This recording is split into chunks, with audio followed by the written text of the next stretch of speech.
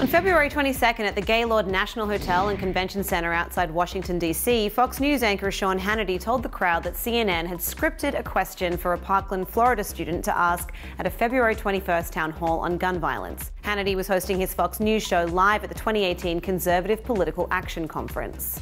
An hour before Hannity, fellow Fox News host Tucker Carlson had interviewed the student who originally made the accusation, and President Trump used Twitter to add fuel to the fire of what many from the right wing were saying, that CNN, rather than providing an open forum for expression, had effectively rigged the debate. The claim was subsequently debunked, with CNN releasing emails among the student, his father, and a network producer as proof, but that didn't faze some in the pro-Trump crowd. In fact, the Florida event has been used as an example of how CNN has morphed into a partisan player. CNN has decided to take this path where they are kind of left-wing advocates, says Matt Schlapp, chairman of the American Conservative Union and organizer of CPAC. It's a characterization that CNN President Jeff Zucker finds insulting. The fact is, we were there, we presented both sides, Zucker tells The Hollywood Reporter. People who want to criticize are looking to just criticize before they even think about it. He points out that Senator Marco Rubio could have been joined by Trump or Republican Florida Governor Rick Scott, but both declined CNN's invitation.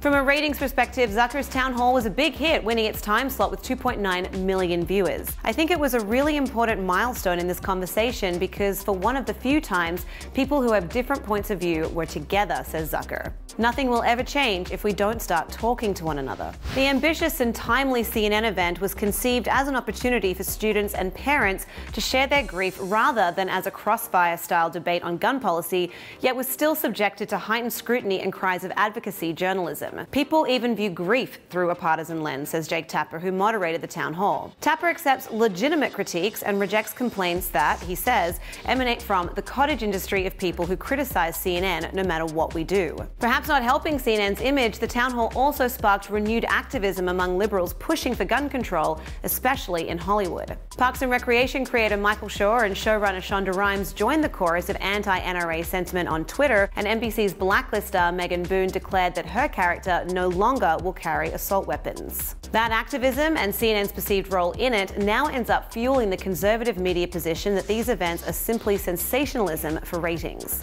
A day after her town hall appearance, NRA spokesperson Dana Loesch targeted CNN's focus on gun massacres, telling the CPAC crowd that many in legacy media love mass shootings, clarifying that they love the ratings. Reflecting on the backlash at the end of a long week, Tapper tells THR he's more concerned about the families of the victims of the shooting than he is about those who claim to be outraged by CNN's programming decisions. However offended anybody was at the passion in the town hall, and however upset they were at mean words that were said to Senator Rubio or Dana Loesch, they'll get over it, he says, and the people in that stadium, they won't.